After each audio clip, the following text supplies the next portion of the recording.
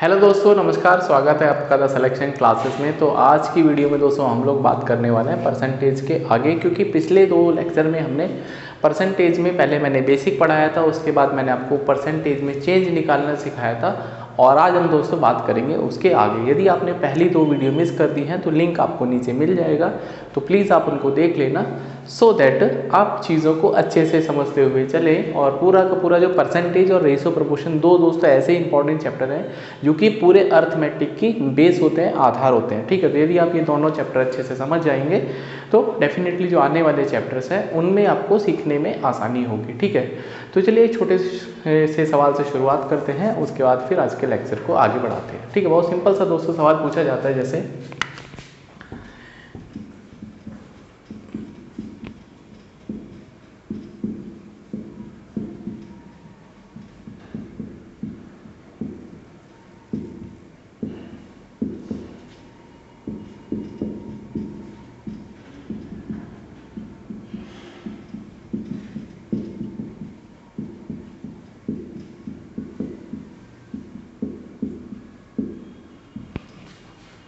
ये दोस्तों बहुत छोटा सा सवाल है, और अक्सर ऐसा ये सवाल बहुत आसान से कभी कभी पूछ लिए जाते हैं, और बच्चा इसमें कंफ्यूज इसलिए हो जाता है क्योंकि उसको लगता है कि जैसा मैं सोच रहा हूँ वैसा ही होगा, लेकिन एक्चुअली में ऐसा होता नहीं है। जब आप एग्ज़ाम में बैठे होते हैं तो जो एग्जामिनर है वो आपके मन को समझता है, मन को जानता है कि आप क्या सोचोगे, इसीलिए वो सवाल फ्रेम करता है जिससे आप गलत उसमें आंसर मार्क करें। ठीक है, तो अपने विवेक का हमेशा इस्तेमाल करना दोस्तों।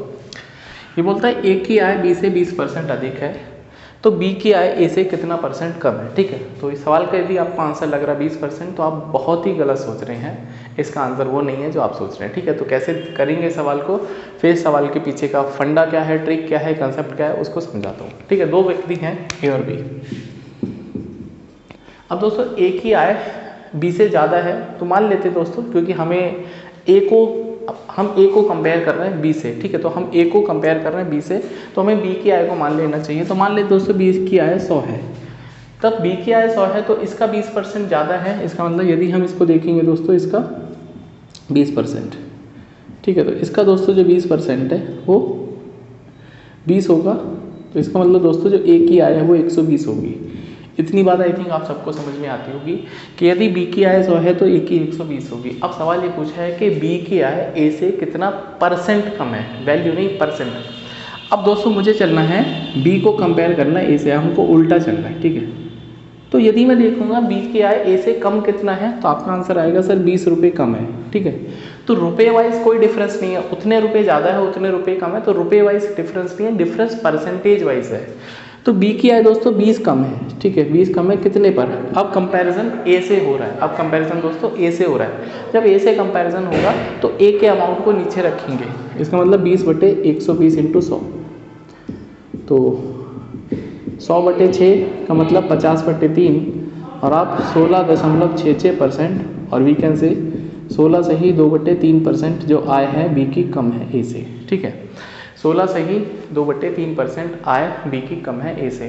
तो आप थोड़ा सा सरप्राइज तो आई थिंक भले हुए होंगे यदि आपको ये सवाल पहले नहीं आता होगा कि सर ऐसे कैसे हो गया। हमको लग रहा था 20% आंसर आएगा, बट आपने तो बता दिया 16% आंसर आएगा, हम कैसे मान लें। ठीक है, ठीक है, तो आपको मानना है दोस्तों मान लो, क्योंकि मैंने आपको मैथ्स करके दिखाया। अब मैं थोड़ा सा आपको इसके पीछे का बेसिक बता देता हूँ क्या है, तो आप इसको स्क्रीनशॉट ले लीजिए। मैथमेटिकल तरीका था। ठीक है, अब हमको थोड़ा सा इसको सिंप्लीफाई करना है।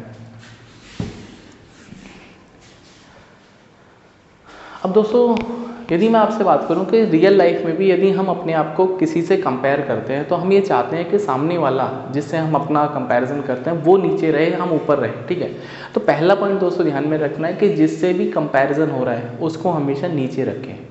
यदि हम ए को कंपेयर कर रहे हैं बी से, ए को कंपेयर कर रहे हैं बी से, तो बी को नीचे रखना पड़ेगा, और यदि बी को कंपेयर कर रहे हैं ए से तो ए को नीचे रखना पड़ेगा। तो पॉइंट क्या है कि जिससे भी कंपैरिजन होता है उसको नीचे रखेंगे। नीचे मतलब डिनोमिनेटर या फिर हर में रखेंगे, हिंदी में हर बोलते हैं डिनोमिनेटर को। तो इसका मतलब जिससे भी कंपैरिजन हो रहा है, जिससे कंपैरिजन हो रहा है उसको नीचे रखेंगे। बस इतनी सी बात ध्यान में रखनी है। अब दोस्तों इसी सवाल को यदि मैं देखता हूँ 20%, ठीक है, तो सारा का सारा जो अंतर है वो 20% अधिक है। ठीक है, तो 20% अधिक है, तो 20% का फ्रैक्शन होता है दोस्तों 1/5। 20% का फ्रैक्शन होता है 1/5, ठीक है। तो अब ये जो 5 होगा दोस्तों, पहले कंपैरिजन किसका हो रहा है, ए किया है, बी से कंपैरिजन हो रही है। इसका मतलब ये जो नीचे वाली वैल्यू कल मैंने आपको बताई थी ओरिजिनल होती है। इसका मतलब बी की यदि दोस्तों वैल्यू 5 है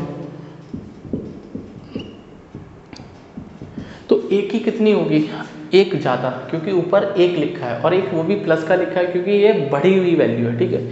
तो ए की आय दोस्तों 6 होगी, ठीक है। तो ये अनुपात हो गया आय का। तो पहले मैंने दोस्तों ए को कंपेयर किया बी से, तो बी को नीचे रखेंगे। अब उल्टा करना है। अब दोस्तों बी की आय ए से कितना कम है, तो एक कम है। कितना कम है, एक कम है। कितने पर दोस्तों, अब कंपैरिजन हो रहा है ए से, तो ए को नीचे रखेंगे, ठीक है। तो ए को दोस्तों नीचे रखेंगे 1/6 और परसेंटेज करने के लिए गुणा करेंगे तो 16.66% इस सवाल का सही उत्तर है। तो उम्मीद कर रहा हूँ दोस्तों ये बात आपको समझ में आई होगी कि जब भैया जिससे भी कंपैरिजन होगा उसको हम नीचे रखेंगे, ठीक है। एक और सवाल आपको चिपकाता हूँ, आप उसका आंसर मुझे कमेंट करके बताना। तो दोस्तों ये सवाल लिखा है कि ए की आय बी से 15% कम है। अब ए की आय कम है किससे, बी से, तो बी से कंपैरिजन हो रहा तो बी को नीचे रखेंगे। ध्यान रखना दोस्तों, बहुत इंपॉर्टेंट बात है, शब्दों का सारा खेल है, ठीक है। मैथ्स लगाएंगे थोड़ा सा कन्फ्यूजन होगा। मैं आपको सिंपल सी बात बताता हूँ कि जिससे भी कंपैरिजन होता है रियल लाइफ में भी, उसको हमेशा हम नीचे देखना चाहते हैं। हम चाहते हैं कि हम तरक्की करते हैं ना, सामने वाला तरक्की ना करे, वो नीचे ही रहे, बस इतनी सी आपको सोच लगानी यहाँ पे। तो ए की आय बी से 15% कम है, तो बी की आय ए से कितना परसेंट ज़्यादा होगा। तो सबसे पहले दोस्तों हमको ये देखना है 15%, ठीक है। तो कम का मतलब डाउन, नीचे। तो 15% का फ्रैक्शन यदि हम देखेंगे, भिन्न में बदलेंगे तो ये आएगा दोस्तों 3/20, 3/20। अब नीचे मैंने क्या बताया था, कौन आएगा, जिससे कंपैरिजन हो रहा है। अब ए का कंपैरिजन बी से हो रहा है क्योंकि ए की आय कम है किससे, बी से 15%। तो इसका मतलब बी और ए दोस्तों 20 है, कितना है, 20 है। तो यदि ए 20 है, सॉरी बी 20 है, तो फिर ए कितना होगा। अब ए की आय कम है, कितना कम है, ऊपर वाला नंबर आपको ये बताएगा कितना कम या कितना अधिक है। तो 3 कम है, ठीक है। तो इसका मतलब बी की ए की आय दोस्तों 17 होगी। बी की यदि 20 है तो ए की 17 होगी, आप खुद देख पाओगे। तो 3 दोस्तों यहाँ पे कम है। अब हमको उल्टा चलना है, अब हमको बी को कंपेयर करना है ए से, कि बी की आय ए से कितना ज़्यादा है। तो हम दोस्तों यहाँ पे देखेंगे बी की आय 3 ज़्यादा है, ठीक है। बी की आय 3 ज़्यादा है किससे, 17 से। क्योंकि अब दोस्तों कंपैरिजन ए से हो रहा है तो ए को नीचे रखेंगे, बस यही आपको दिमाग लगाना है दोस्तों। इंटू 100 करेंगे तो हमको परसेंटेज आ जाएगा, तो 300/17। तो 17 एकम 17, 13 बचेगा, 17 अट्ठे 136, 17 सत्ते 129, 17 सत्ते 119, 11 बचेगा, 17 छक्के 102। तो करीब 17.6% दोस्तों बी की आय ए से ज़्यादा है, ठीक है। तो इस तरह के जब भी सवाल आपको देखने को मिलेंगे तो आपको यही दिमाग लगाना है, इसके अलावा कोई दिमाग नहीं लगाना, सारे आंसर आपके ठीक हो जाएंगे। चलिए आगे बढ़ते हैं हम कुछ और अच्छे सवालों के साथ में। तो अब दोस्तों हम नया जो टॉपिक है या जो नया टाइप है उसको समझते हैं, दैट इज सक्सेसिव चेंज, ठीक है। आज हम पढ़ने वाले हैं सक्सेसिव चेंज। तो सक्सेसिव चेंज को इंग्लिश में बोलते हैं और हिंदी में क्या बोलेंगे इसको, क्रमशः चेंज, ठीक है। तो क्रमशः बदलाव, ठीक है। या फिर आप ये बोल सकते हैं बदलाव के ऊपर बदलाव, ठीक है। इसका मतलब है बदलाव के ऊपर बदलाव, चेंज ऑन चेंज, ठीक है। इसका मतलब क्या है कि चेंज ऑन चेंज। तो चेंज ऑन चेंज का मतलब क्या है कि पहले हमारे पास कुछ चीज़ अवेलेबल है, जैसे मान लो गांव की जनसंख्या है आज 1 लाख है फॉर एग्जांपल। हम ये कहते हैं कि गांव की जनसंख्या में 10% वृद्धि हुई, तो 10% वृद्धि होने के बाद गांव में जब नए लोग पैदा होंगे तो गांव की जनसंख्या बढ़ जाएगी। अब फिर अगले साल दोस्तों हम बोलते हैं कि गांव की जनसंख्या कोविड के कारण 20% गिर गई। अब दोस्तों जो 20% गिरेगी वो बढ़ने वाली गिरेगी या ओरिजिनल वाली गिरेगी, नहीं समझे, कोई बात नहीं, मैं बताता हूँ।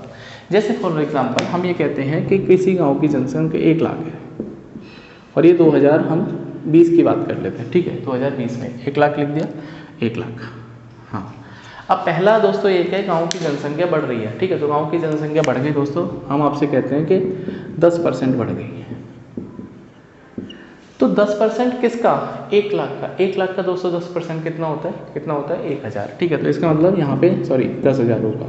तो गांव की जनसंख्या 10,000 बढ़ जाएगी। अब दोस्तों जब 10,000 बढ़ जाएगी तो जनसंख्या हो गई 1,10,000। इतनी बात आई थिंक सबको समझ में आती होगी। अब ये कहता है कि अगले साल, मतलब ये 2021 में आ गए हम, अब अगले साल दोस्तों 2022 में गांव की जनसंख्या 20% कम हो गई। अब दोस्तों जब गांव की जनसंख्या 20% कम हो गई तो 20% किसका, 1 लाख का या 1,10,000 का, किसका, 1,10,000 का, ठीक है। क्योंकि अब दोस्तों जो बढ़ा या घटा है वो इस पर घटा है, इससे कोई लेना देना नहीं है। अब दोस्तों इसका 20% कितना होगा, इसका 20% कितना होगा, 10% होगा इसका 11,000, तो 22,000, ठीक है, 22,000। तो यदि मैं इसमें से 22,000 घटाऊँगा तो कितना मिलेगा मुझे, 88,000। कितना मिलेगा दोस्तों, 88,000। तो अब गांव की जो नेट जनसंख्या है वो कितना 88,000 है, ठीक है, देख लेंगे 10,000, ठीक है, 88,000। गांव की जनसंख्या 88,000 हो गई। अब दोस्तों गांव को यदि मैं देखता हूँ 2020 के मुकाबले और 2022 के मुकाबले, गांव की जो ओवरऑल जनसंख्या है वो 12,000 से कम हो गई, ठीक है। गांव की जनसंख्या 12,000 से दोस्तों कम हो गई। गांव की जनसंख्या 12,000 से कम हो गई, क्यों, क्योंकि यहाँ भी 10,000 बढ़े, यहाँ 22,000 कम हो गए। तो ओवरऑल तो देखा जाए तो 12,000 कम हो गए। तो ओवरऑल कितना चेंज आएगा परसेंटेज में, ठीक है। तो ओवरऑल परसेंटेज चेंज, ओवरऑल कितना परसेंट चेंज हुआ, तो मैंने आपको बताया था कितना चेंज हुआ है दोस्तों, 12,000 कम हो गया। माइनस का मतलब कम होना, कितने पर ओरिजिनल, 1 लाख पर। तो दोस्तों कितना परसेंट हो गया, तो परसेंट के लिए मैंने आपको बताया गुणा करनी होती है तो हमको। तो गांव की जनसंख्या दोस्तों माइनस के 12% कम हो गई, ठीक है, मतलब गांव की जनसंख्या 12% गिर गई, कम हो गई। अब सवाल मेरा ये है दोस्तों कि हमने यहाँ पे 10% बढ़ाया और 20% कम हुआ, तो ये 12 कहाँ से आ गया, नहीं समझे, ठीक है। पहले कहने का मतलब क्या है, अब यहाँ लिखता हूँ मैं कि अगर मैं आपसे कहता हूँ कि हमने पहले 10% बढ़ाया और फिर 20% दोस्तों इसको कम किया, तो मेरे हिसाब से मेरा आंसर 10% आना चाहिए था, हाँ या ना। जो नॉर्मल बच्चा गणित लगाता है वो ये सोचता है कि सर हमने 10% बढ़ाया, 20% कम कर दिया, तो नेट तो 10% आना चाहिए, लेकिन परसेंटेज में ऐसा नहीं होता है। ये दोस्तों बाबू ये सक्सेसिव है, ठीक है भाई, ये बदलाव के ऊपर बदलाव है। पहले बदलाव करो फिर एक और बदलाव करो। तो जब आप बदलाव के ऊपर बदलाव करेंगे तो ये जो गणित है वो आपकी फेल हो जाएगी। तो ये दोस्तों 10 नहीं आएगा, ये दोस्तों 10 नहीं आएगा, ये आपका 12 आएगा। इसका मतलब आपको जो लग रहा था कि 10% जनसंख्या गिरेगी वो एक्चुअली में 12% गिरेगी, ठीक है। तो अब इसके पीछे का मैथ समझते हैं कि इतना कैलकुलेशन करने का हमको ज़रूरत क्या है, क्या झमेला है इसको करने का। हम कुछ आसान तरीका सोचते हैं, ठीक है। तो इस सवाल को दिमाग में रखना, इस सवाल को 12%, अब हम इसको और तरीके से सोचते हैं सो दैट आप एग्जाम में इसको अच्छे से कर पाओ, सवाल समय बचा के।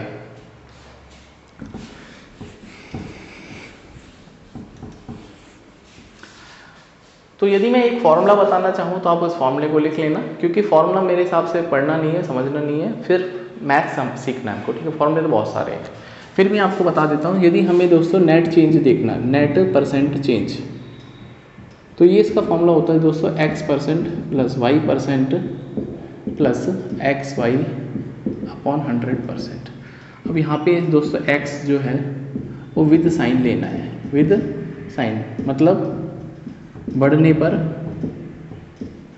प्लस लेना है और घटने पर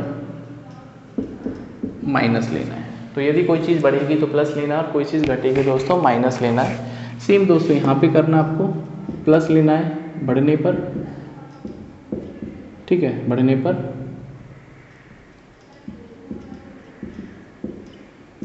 और माइनस लेना है दोस्तों घटने पर, ठीक है।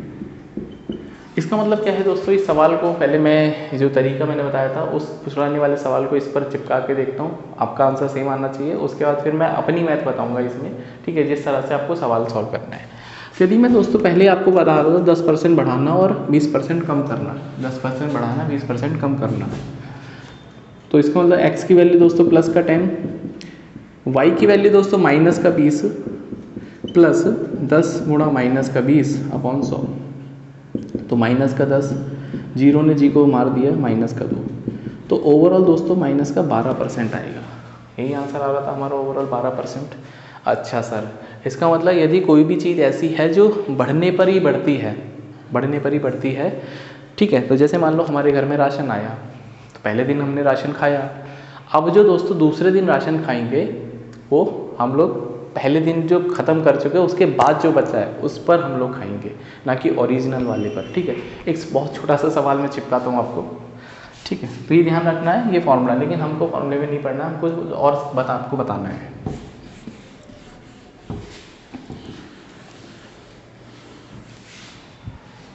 अब जैसे बहुत सिंपल सा सवाल है, परसेंटेज से लेना देना नहीं है, बहुत सिंपल सा सवाल है दोस्तों कि 100 में से 10 कितनी बार घटाया जा सकता है। ठीक है, बड़ा आसान सा सवाल है कि 100 में से 10 कितनी बार घटाया जा सकता है। तो 90% बच्चा सोचेगा कि 100 में से 10 210 बार घटाया जा सकता है, लेकिन ये गलत है। पहले दोस्तों 100 में से पहली बार में 10 घटेगा तो 90 आएगा। अब दोस्तों जब मैं अगला 10 घटाऊंगा तो वो 90 में से घटेगा, ना कि 100 में से घटेगा। ठीक है, तो ये थोड़ा सा ध्यान में रखने वाली बात है जो मैं आपको बता रहा हूँ कि जब कोई भी चीज़ बदल गई तो बदलने के ऊपर ही दोस्तों आपको बदलाव लाना है, ना कि शुरुआत में ही जो हमारे पास चीज़ें अवेलेबल थी उसके ऊपर बदलाव लाना है। ठीक है, तो ये थोड़ा सा कंसेप्चुअल सोचने वाला सवाल था कि 100 में से 10 कितनी बार घट सकता है। तो 100 में से 10 दोस्तों एक बार घट सकता है, बाकी जो है वो 90 में से घटेगा, फिर 80 में से घटेगा, फिर 70 में से घटेगा, और इस तरह से दोस्तों आपको ये सॉल्व करना पड़ेगा। ठीक है, तो अभी मैंने आपको सिंपल सी बात बताई थी कि प्लस का 10% माइनस का 20% आपको दे रहा है 12% माइनस का। ठीक है, 12% माइनस का कैसे आया था, प्लस का 10 माइनस का 20 प्लस का 10 माइनस का 20 अपॉन 100 करके आएगा। ठीक है, तो माइनस का 10 माइनस का 2 माइनस का 12%। ये दोस्तों अभी फॉर्मूला जो मैंने बढ़ाया था उससे था। अब कुछ बच्चे दिमाग लगाएंगे कि सर यदि पहले 20% घट जाए बाद में 10% हो तो क्या ही फ़र्क पड़ेगा, पहले घटा देते हैं 20% फिर दोस्तों बढ़ा देते हैं। तो मेरे हिसाब से तो उस पर कोई बदलाव नहीं आएगा, आपको मैं करके बता देता हूँ। तो तब भी दोस्तों 12% ही रहेगा। इसका मतलब पहले चाहे बढ़े पहले चाहे घटे, या दोनों तरफ बढ़े या दोनों तरफ घटे, कोई टेंशन नहीं है, आंसर उतना ही आपको आने वाला है। अब दोस्तों हमको क्या सीखना है वो मैं आपको सिखा देता हूँ। सवाल वही चल रहा है। ठीक है, सवाल दोस्तों वही चल रहा है, 10% माइनस 20% का ओवरऑल कितना आएगा। ठीक है, तो हमारे हिसाब से माइनस 12% आना चाहिए। ठीक है, अब दोस्तों मेरी बात को समझो ध्यान से, जो मैं आपको समझा रहा हूँ। पहला जो चेंज है दोस्तों 10% के ऊपर है, दूसरा जो चेंज है वो 20% के ऊपर है। इस फॉर्मूले की ख़राब बात यह है कि 2 ही बार में जब चेंज करोगे तभी लग सकता है। मान लो 3 बार चेंज हो गया तब फिर हम फॉर्मूला एक बार और लगाएंगे, तो हम इतना दिमाग क्यों लगाएंगे। हम तो एक ऐसा तरीका सीख लेंगे जो यूनिवर्सली काम करेगा, चाहे 3 बार चेंज करो, 4 बार करो, 5 बार करो, जब आपका मन है उतने बार करते रहो, तरीका सीख लो बस। तो पहला चेंज दूसरा चेंज। ठीक है, तो यहाँ पे दोस्तों इनिशियल है और ये दोस्तों फाइनल है। इनिशियल का मतलब होता है शुरुआत में। अब दोस्तों 10% का मतलब होता है 1/10 और 20% का दोस्तों मतलब होता है 1/5। ठीक है, तो जब मैंने आपको परसेंटेज चेंज सिखाया था, जब मैंने आपको परसेंटेज में बदलाव सिखाया था, तो मैंने आपको बताया था नीचे वाला नंबर ओरिजिनल होता है। इसका मतलब पहली बार यदि दोस्तों कोई संख्या रही होगी तो 10 रही होगी। कितनी रही होगी, 10 रही होगी। अब आपने चीज़ें बढ़ गई हैं, ठीक है, ये इंक्रीज़ हुआ है, तो इसका मतलब 1 का चेंज आएगा, तो 10 पर 1 का चेंज दोस्तों आपको 11 देगा। कितना देगा, 11 देगा। अब दूसरा चेंज कितना है दोस्तों, 20%, बोले तो 1/5। तो शुरुआत में दोस्तों ये 5 रही होगी, अब उसके बाद दोस्तों 1 से घट जाएगी क्योंकि ऊपर माइनस लिखा है, तो अब दोस्तों ये 4 हो जाएगा। ठीक है, तो मेरी बात आई थिंक आपको समझ में आ गई होगी कि सबसे पहले हम जितनी बार चेंज है उनको ऐसे लाइन में लिख देंगे और उसके बाद ये सोचेंगे कि हम लोग बढ़ा रहे हैं घटा रहे हैं। बढ़ाने पर ऊपर वाली वैल्यू को प्लस करेंगे, घटाने पर ऊपर वाली वैल्यू को माइनस करेंगे। अब दोस्तों यदि मैं ओवरऑल देखता हूँ, ठीक है, ओवरऑल, तो आपको दोस्तों गुणा करना है, इनको क्या करना है, गुणा। ठीक है, मल्टीप्लाई।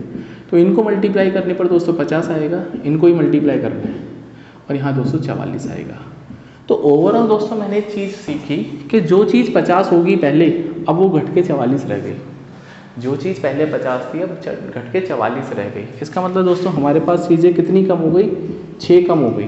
भाई 50 ज़्यादा है या 44 ज़्यादा है, अब बोलोगे सर 44 कम है। इसका मतलब पहले 50 ज़्यादा थी अब कम हो गई 44, तो आप वैल्यू घट गई तो माइनस साइन लगाएंगे। कितने पर दोस्तों, कंपैरिजन हमेशा ओरिजिनल से करते हैं, तो कितना आएगा 50, 50 यहाँ पे इंटू 100, तो माइनस का 12%। ठीक है, तो माइनस का 12% इसका ओवरऑल चेंज आएगा। ठीक है। तो पहले आपको ओवरऑल चेंज निकालना सीखा, बहुत ज़रूरी है दोस्तों ये सब चीज़ें सीखनी, ठीक है। उम्मीद कर रहा हूँ अब आपने सीखा होगा। इसका स्क्रीनशॉट ले लीजिए, फिर मैं कुछ 2-3 क्वेश्चन और कराता हूँ आपको।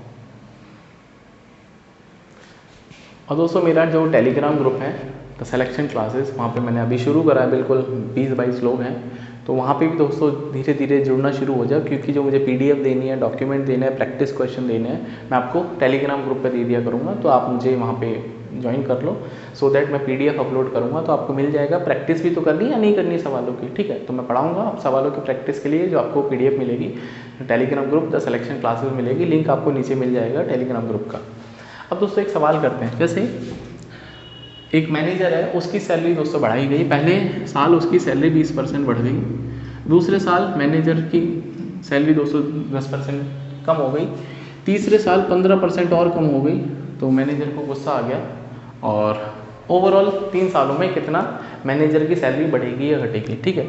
तो ये नॉर्मल मैथ लगाएगा कोई बच्चा कि भैया पहले 20% बढ़ गई, फिर 10% कम हो गई, फिर 10% कम हो 15%, तो कितना हो जाएगा 20 - 35 माइनस का 15%। तो ये दोस्तों बिल्कुल गलत है, नॉर्मल तो होगा ही नहीं परसेंटेज में, हमको ओवरऑल लगाना पड़ेगा। अब दोस्तों 3 बार चेंज हुआ है तो वो फॉर्मूला मेरा 2 के लिए काम करेगा, तो पहले मैं 2 को जोड़ के एक वैल्यू निकालूं, फिर एक बार और लगाऊं, तो 2 बार फॉर्मूला क्यों लगाना, हम जो तरीका है उसको लगाएंगे।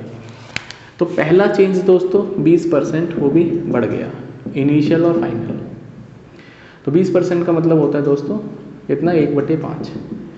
तो कोई भी चीज़ दोस्तों जो 5 रही होगी वो बढ़ने के बाद 1 बढ़ने के बाद 6 हो गई होगी। उम्मीद कर रहा हूँ इतनी बात समझ में आ गई होगी। दूसरी बात दोस्तों, हमने 10% का डाउन किया, ठीक है। तो माइनस का मतलब डाउन करना, तो 1/10। इसका मतलब शुरुआत में कोई भी चीज़ 10 थी तो 9 हो जाएगी घट के, क्योंकि जो ऊपर लिखा है उसको घटाना होता है। एंड फाइनली दोस्तों तीसरी बार में यदि मैं देखूंगा तो हमारे पास 15% की गिरावट और आ गई। इसका मतलब 15% होता है 3/20 माइनस का। तो पहली बार दोस्तों यदि वैल्यू ओरिजिनल 20 रही होगी तो माइनस का 3 करके हमको मिलेगा 17। कितना मिलेगा, 17। अब ओवरऑल चेंज निकालना है, तो ओवरऑल के लिए हम क्या करेंगे, गुणा करेंगे, मल्टीप्लाई करेंगे, ठीक है। तो मल्टीप्लाई कर लेते हैं दोस्तों, इसको हम गुणा करेंगे। तो ओवरऑल दोस्तों यदि हम गुणा करेंगे तो 10 पंजे 50, 50 और 20 कितना हो गया, 1000। कितना हो गया दोस्तों, 1000। अब दोस्तों इसको मैं देखूंगा 6 × 54, 54 × 17, तो 17 चौके 68, 17 पंजे 85 और 6 91, 918। कितना हो गया, 918। अब ये वैल्यू दोस्तों बढ़ी या घटी, आप बोलोगे सर ओवरऑल वैल्यू घट गई, क्योंकि 1000 से 918 कितना कम हो गया दोस्तों, 82 कम हो गया। कितने पर दोस्तों, 100% पर। कितने पर, 1000 पर, ठीक है। तो दोस्तों कितना परसेंट आ गया, तो ये आ जाएगा दोस्तों माइनस का 8.2%। तो ओवरऑल जो आपको लग रहा था कि 15% का चेंज होगा, वो सिर्फ दोस्तों 8.2% का ओवरऑल चेंज होगा, ठीक है। 17 निम्मा 153 × 6 = 18, 15, ठीक है, 918। हाँ, तो दोस्तों सिर्फ माइनस का 8.2% चेंज होगा। तो उम्मीद कर रहा हूँ दोस्तों आज की क्लास में आपने बदलाव के ऊपर बदलाव सीखा होगा। तो ये जो 2 इंपॉर्टेंट कंसेप्ट थे, चेंज और सक्सेसिव चेंज, आपको समझ में आया होगा, ऐसी मैं उम्मीद कर रहा हूँ। नेक्स्ट क्लास में इसके आगे और हम बात करेंगे। 20 मिनट हो गए हैं वीडियो के, तो नेक्स्ट क्लास में हम लोग इसको शुरू करते हैं, फिर हम क्वेश्चंस की प्रैक्टिस करेंगे धमाकेदार तरीके से। तो मिलते हैं नेक्स्ट वीडियो में।